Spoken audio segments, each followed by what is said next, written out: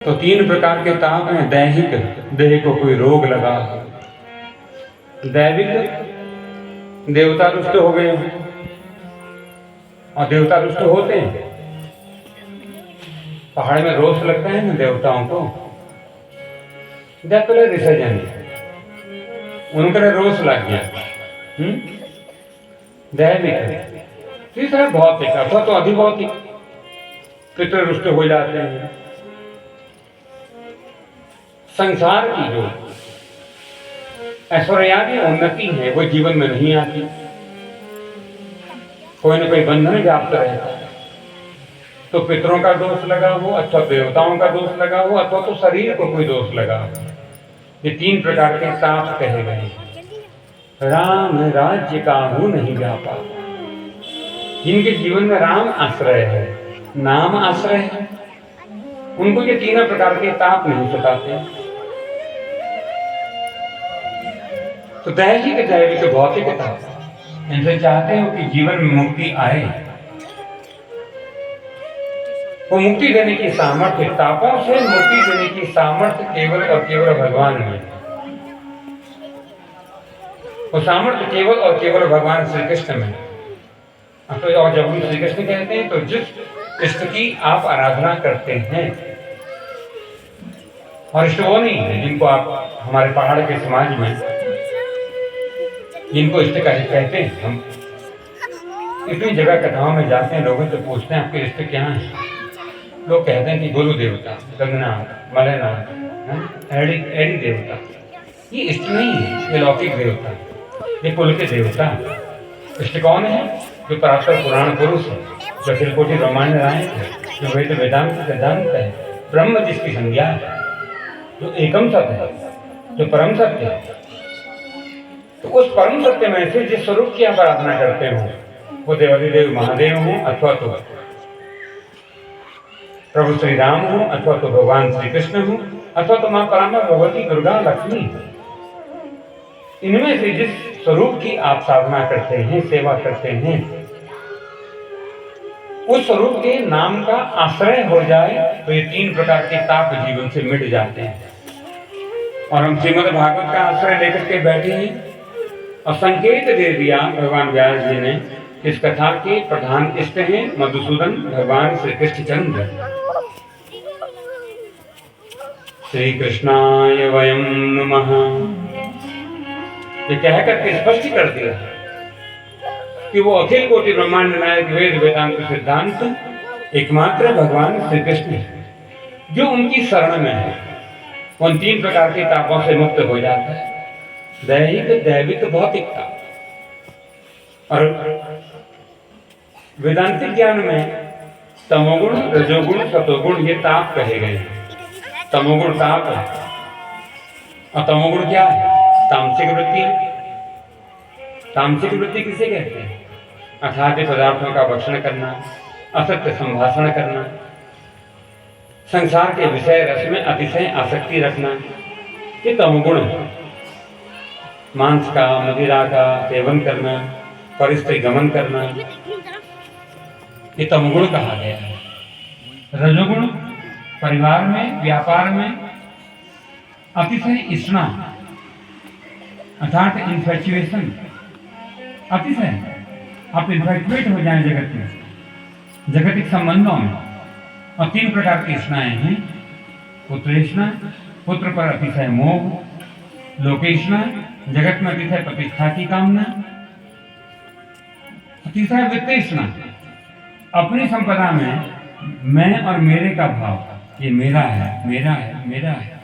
ये तीन प्रकार के ताप हैं, इसमें से ये रजोगुण है।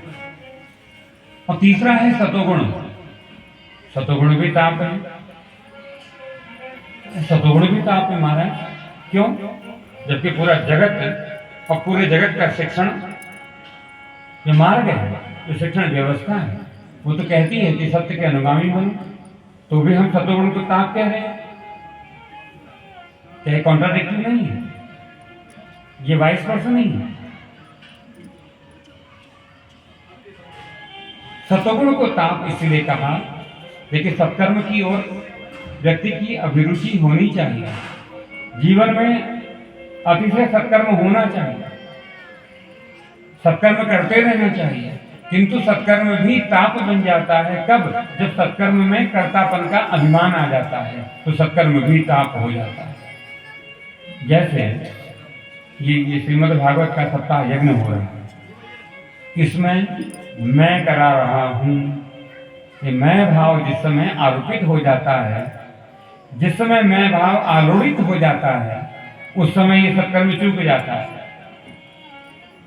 जीव के बस का नहीं है, ये तो ईश्वर की कृपा हुई है, ये पूर्वजों की कृपा हुई है, ये माता पिता की कृपा हुई है, अपने से वरिष्ठ जनों के ऊपर अपने सत्कर्म को अर्पण कर देना, ताप से मुक्त हो जाना। नहीं तो सत्कर्म भी ताप बन जाते हैं कि मैं कराने वाला हूं, मैंने किया, मैंने कराया, सत्कर्म चूक जाता है। तो ये कर्तापन का अभिमान सतगुण को भी ताप में बदल देता है। तो ये 3 प्रकार के ताप हैं, तापत्रय विनाशाय। इन तीनों प्रकारों को नष्ट करने की जिनमें सामर्थ्य है, श्री कृष्णाय वयम नमः। वो भगवान मधुसूदन श्री कृष्ण है। तो ये मंगलाचरण है। तो एक बार मैं बोलूंगा, एक बार आप बोलेंगे, तो मन से बोलने का भी लाभ मिलता है। सच्चिदानंद रूपाय सच्चिदानंद रूपाय सच्चिदानंद रूपाय सच्चिदानंद रूपाय विश्वोत्पत्त्यादि हेतवे विश्वोत्पत्त्यादि हेतवे विश्वोत्पत्त्यादि हेतवे विश्वोत्पत्त्यादि हेतवे तापत्रय विनाशाय तापत्रय विनाशाय तापत्रय विनाशाय तापत्रय विनाशाय श्री कृष्णाय वयं नमः। श्री कृष्णाय वयं नमः। श्री कृष्णाय वयं नमः। श्री कृष्णाय वयं नमः। तो मंगलाचरण किया।